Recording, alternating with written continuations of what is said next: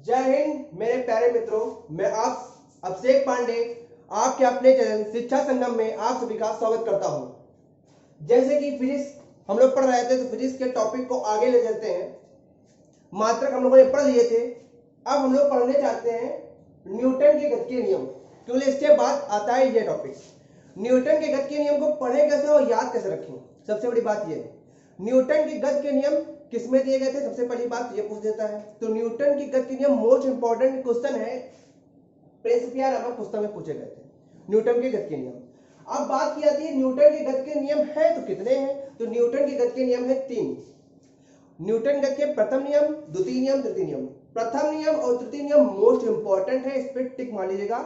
प्रथम नियम की बात करते हैं तो प्रथम नियम का नियम होता है जड़त्व का नियम। जड़त्व का नियम कैसे याद रखेंगे, तो प्रथम नियम में यह आपको बताया गया है कि जड़त्व क्या होता है, मतलब कोई चीज जड़ी हुई है, मतलब ना तो वो अपने स्थान से हिलना चाहती है और अगर गतिशील अवस्था में है तो ना तो वो रुकना चाहती है, मतलब अपने ही एक जिद पर अड़े होना, उसे कहते हैं जड़त्व का नियम, जब तक उसमें कोई बाह्य बल न लगाया जाए। इसकी परिभाषा क्या होगी, तो परिभाषा आपको याद नहीं रखनी है, मैं आपको समझाने के लिए बता दे रहा हूं कि कोई वस्तु विरामावस्था में तब तक रहेगी जब तक उस पर कोई बाह्य बल न लगाया जाए। विरामावस्था या गतिशील अवस्था में तब तक रहेगी जब तक उस पर कोई बाह्य बल न लगाया जाए। अब बात करते हैं जड़त्व का जो नियम है। जड़त्व का नियम गैलीलियो ने दिया था। किसने दिया था, गैलीलियो ने दिया था। अब अगर प्रथम पूछा जाएगा आपसे कि जड़त्व का नियम किसने दिया था, तो न्यूटन लगाएंगे या गैलीलियो लगाएंगे, तो हम गैलीलियो पर टिक लगाएंगे, न्यूटन पर टिक नहीं लगाएंगे, क्योंकि न्यूटन से पहले गैलीलियो ने इसका नियम बता दिया था। तो इसलिए इस जड़त्व के नियम को गैलीलियो का भी नियम कहते हैं।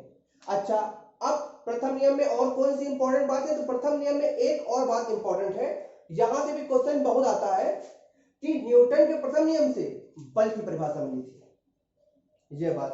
अब जड़त्व के कुछ उदाहरण देख लेते हैं। बल की परिभाषा मिली थी, बल को परिभाषित नहीं किया गया था, बल को परिभाषित द्वितीय नियम में किया गया है, बल की परिभाषा प्रथम नियम में मिली है। जड़त्व के उदाहरण क्या है, जड़त्व के उदाहरण ये है कि कोई किसी बस में बैठे यात्री जब बस चलती है तो पीछे की ओर क्यों झुक जाते हैं, तो जड़त्व के कारण। चलती हुई बस या ट्रेन में अचानक से ब्रेक लगने पर यात्री आगे की ओर झुक जाते हैं, जड़त्व के कारण। एक घुड़सवार जब घुड़सवारी करता है तो अचानक घोड़े के रुक जाने से वो आगे गिर जाता है या आगे झुक जाता है, जड़त्व के कारण। एक गद्दे को जब हम लोग डंडे से ठोकते हैं तो उससे क्या धूल के कण बाहर निकल के आ जाते हैं, जड़त्व के कारण। ये हो गया आपके जड़त्व के उदाहरण।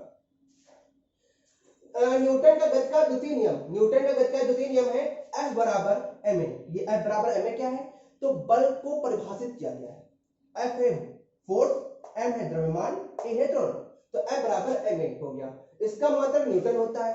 इसका मात्रक एक और होता है जिसको हम MKS पद्धति से, मतलब कि ये तो SI पद्धति का मात्रक हो गया, एक मात्रक इसका होगा जिससे हम बीमा निकालते हैं, जहां से बीमा निकालने में बहुत ही आसानी होती है। तो न्यूटन का द्वितीय मात्रक हो जाएगा, जैसे कि हम यहां पे लिखेंगे F इक्वल टू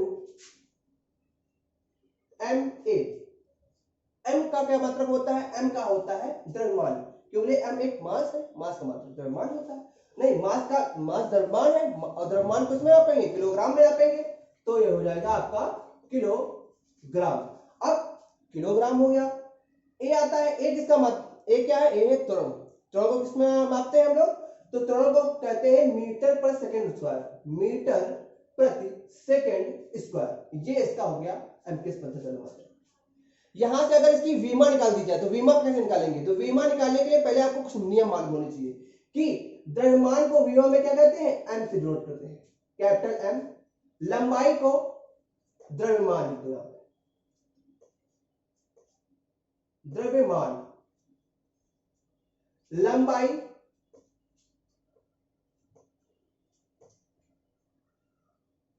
एल लंबाई हो गई और टी हो गया आपका समय। ठीक, ये आप नोट कर लिया। अब इसके हम बीमा निकालेंगे, तो इसकी बीमा कैसे निकालेंगे, ये देखिए आप, इसकी स्पॉन्सर लीजिए या नोट कर लीजिए। किलोग्राम है, किलोग्राम किसे लिखेंगे, एम से लिखेंगे, यहां पे हमने लिख दिया एम। एम घात नीचे तो है नहीं, एक दिखाते हैं तो +1 हो जाएगा। m ऊपर है, m को क्या होता है लंबाई, मतलब कि m होता है आपका ना लंबाई, इसको कैसे लिखेंगे l लिखेंगे, l प्लस 1। s क्या है, s है समय, समय को कैसे डिनोट कर देंगे t से, घात कितनी है 2, प्लस लगेगा या माइनस, तो अगर नीचे अपॉन में है या बट्टे में है तो उसमें लगा देंगे माइनस। ये बात हम लोगों को मैथ में बताई जाती है कि अगर नीचे की भिन्न और जो अपॉन में अगर उसके ऊपर आती है तो घात में माइनस का साइन लग जाता है। बस यही रूल अपनाना है और विमाओं को रटने की कोई जरूरत नहीं है, मात्रक ही आपको विमाएं बता देता है। ठीक है, यहां से 1 नंबर आपका बिल्कुल पक्का हो गया, क्योंकि विमाएं क्वेश्चन में बहुत आती हैं। अब हम लोग बात करेंगे आगे, तो न्यूटन की परिभाषा दे दी गई द्वितीय नियम में, ठीक, न्यूटन की परिभाषा हमने दे दी द्वितीय नियम में। अब बात करते हैं तृतीय नियम। तृतीय नियम क्या होता है, तृतीय नियम होता है क्रिया प्रतिक्रिया का नियम। क्रिया प्रतिक्रिया का नियम क्या है, क्रिया प्रतिक्रिया का नियम है अगर हम किसी दूसरे ऑब्जेक्ट पे कोई बल लगाएं तो उस ऑब्जेक्ट पे हमारे द्वारा हम पर भी वही बल लगाया जाए। जैसे कि अगर हम किसी दीवार पे दीवार नहीं कह सकते हैं, हम लोग किसी नाव से अगर उतरते हैं तो नाव पर अगर हम धक्का लगा के आगे जमीन पे आते हैं तो नाव पीछे की ओर निकल जाती है।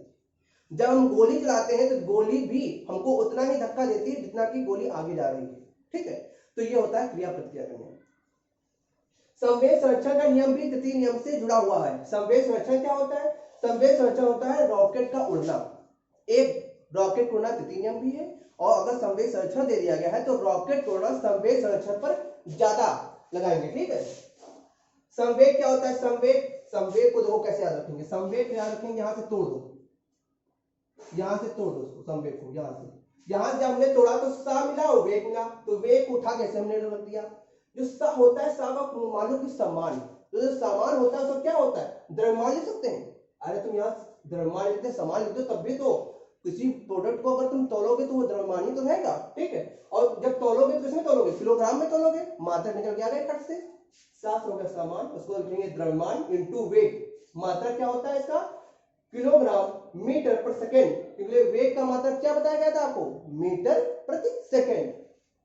आवेग है, आवेग को कैसे याद रखेंगे, आवेग को याद रखने का सिर्फ मात्र एक तरीका है कि आवेग, किसी को आप बुला रहे हैं कि आ जाओ, जितनी वेग से तुमको हिम्मत हो लड़ने के लिए, तो जब वो आएगा किससे आएगा, बल इंटू समय अंतराल। बस आपको हर एक परिभाषा की हेडिंग की जो मीन्स है, मतलब है, वो मालूम होना चाहिए। उसकी लैंग्वेज बिल्कुल भी ना मालूम हो कि आपको उसमें क्या लिखा हो ना क्या लिखा हो, सिर्फ आपको उसका मात्रक मालूम हो, मतलब जो उसका सूत्र होता है उसका मात्रक मालूम हो, सूत्र मालूम हो, मात्रक मालूम हो। बोले सूत्र ही से तो हम उसका अगर न्यूमेरिकल बोल दिया गया सूत्र से कर देंगे, मात्रक बोल दिया मात्रक निकाल देंगे। आवेग से जो निरंतर उदाहरण है वो जब हमारे दिमाग में चल ही रही है हर एक बात, तो हम उसका मात्रक भी बता देंगे, उसका उदाहरण बता देंगे। बस 3 क्वेश्चन के अलावा कोई क्वेश्चन चौथा पूछ ही नहीं सकता फिजिक्स में, कि तो सूत्र पूछ देगा, मात्रक पूछ देगा, कि तो उससे रिलेटेड उदाहरण पूछ देगा। ठीक, आवेग तो आ रहा है किससे, बल के साथ आ रहा है किसी समय अंतराल में, बल इंटू समय अंतराल। क्या इसका मतलब हो जाएगा, न्यूटन पर सेकंड, क्योंकि बल का मात्रा न्यूटन बताया गया है और सेकंड बताया गया है। अब बात करते हैं अभिकेंद्रीय बल। अभिकेंद्रीय बल क्या होता है और अपकेंद्रीय बल क्या होता है। अभिकेंद्रीय बल मतलब जो बल केंद्र की ओर लगे उसे कहते हैं अभिकेंद्रीय बल। अपकेंद्रीय बल जो बल केंद्र की बाहर की ओर लगे उसे कहते हैं अपकेंद्रीय बल। एकदम सिंपल सा, इसमें कुछ रटने वाली बात नहीं है।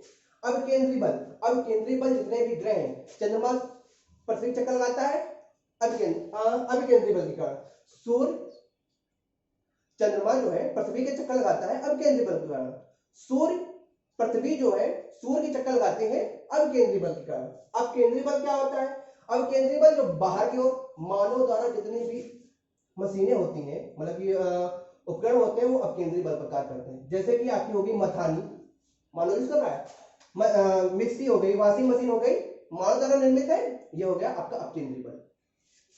बल आवरण मोस्ट इंपॉर्टेंट पॉइंट है, इसमें टिक मारिएगा। बल आवरण क्या होता है, बल आवरण होता है बल इंटू गुणन भुजा।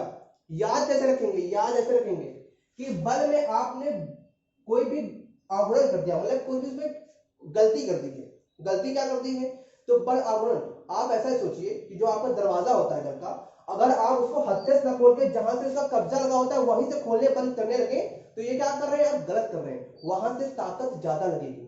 बस ताकत लगेगी, क्या होने लगेगा, बल लगेगा। याद हो गया आपको?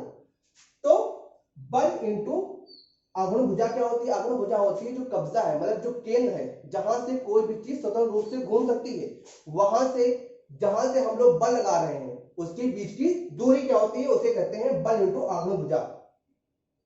अब बल इंटू आघूर्ण भुजा, इससे रिलेटेड उदाहरण क्या पूछे जाएंगे? सूत्र याद हो गया? उदाहरण क्या होंगे? उदाहरण होंगे चक्की। जो हम लोग हाथ से चक्की चलाते हैं, पूछेगा उसकी जो हत्था होता है वो केंद्र से दूर क्यों लगाया जाता है, जिससे बल कम लगे, क्योंकि केंद्र से जितना दूर जाएंगे उससे बल कम लगेगा। नल के हत्थे को बिल्कुल पास ना पड़ गए, दूर से क्यों पकड़ते हैं? दूर इसलिए पकड़ते हैं, लंबा हत्था इसलिए बनाया जाता है जिससे कि हमारा बल कम लगे। इसका मात्रक क्या होगा? तो बल का मात्रक याद करने, बल का मात्रक न्यूटन ही होता है, और जो भुजा है, भुजा को लंबाई से आगे ना तो न्यूटन मीटर हो जाएगा, मात्रक भी आपको याद हो गया। अब सरल मशीन क्या होती है? सरल मशीन वो होती है जो आपके कार्य को आसान बना दे। जैसे कि होगी घिरनी, कुएं से पानी खींचना था पहले, तो क्या एक लोगों ने कहा घिरनी लगा दी, आसानी से पानी खींचने लगा। जो बड़ी बड़ी बोरिंग होती है तो उसमें भी ऊपर घिरनियां लगाई जाती हैं, जिससे बड़े बड़े वजन पाइप काफी आसानी से खींचे जा सके। उत्तोलक हो गया स्क्रू गेज। स्क्रू गेज का भी हम लोग क्या करते हैं? सरल मशीन है, अब कहा जाए स्क्रू को निकालो हाथ से तो निकाल ही नहीं पाएगा जब तक ये मशीन नहीं होगी। अब सरल मशीन के कुछ भाग होते हैं, जैसे कि प्रथम श्रेणी, द्वितीय श्रेणी, तृतीय श्रेणी के उत्तोलक। याद करने का सबसे आसान तरीका क्या है? आपके दिमाग में ये रटा हो, कैंची, सरोता, चिमटा, कैंची, सरोता, चिमटा। अब इसमें कहां आलम होता है, कहां आयाम होता है, कहां भार होता है, ये मैं बताऊंगा। सिर्फ आपको ये चीज दिमाग रखी है, कैंची, सरोता, चिमटा, ये क्रम नहीं बदलना चाहिए। अगर ये क्रम बदल गया तो आपका याद नहीं होगा। तो आलम क्या होता है, आयास क्या होता है, ये मैं बताता हूं आपको। जैसे ये कैंची है,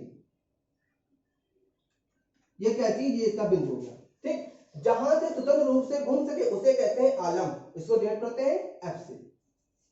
जहां से हम लोग भार लगा, मतलब कि हम लोग एफर्ट डालते हैं, अपना बल लगाते हैं, उसे क्या कहते हैं? एफर्ट, ई। हिंदी में कहेंगे आयास। अब जहां से वो वर्क करता है, कैंची आगे से काट देती है, उसे क्या कहेंगे? लोड, भार हिंदी में, ठीक है। ये हो गया आपका ये प्रथम श्रेणी का उत्तोलक। अब आपने कहा कि सिर्फ आपने एक उदाहरण याद करवाया, बाकी उदाहरण क्या हो गए? तो बाकी उदाहरण खुद कैंची बताएगा, खुद कैंची बताएगा कि आगे उदाहरण क्या हो गए। जैसे कि कैंची तरीके दिखने वाला दूसरा रूप समसी हो गया, जिससे हम लोग उठाते हैं, ठीक है, भगोने को। और प्लास हो गया आपका, शीश झूला हो गया, मानव हाथ हो गया, ये सब क्या हो गया आपके? हैंड ब्रेक हो गया, मानव हाथ हो गया, ये सब क्या है? प्रथम श्रेणी के उत्तोलक हो गए। द्वितीय श्रेणी के उत्तोलक सरोता हो गया, नीमूल चौड़ी मशीन हो गई, ये क्या? द्वितीय श्रेणी के उत्तोलक हो गए, ठीक है।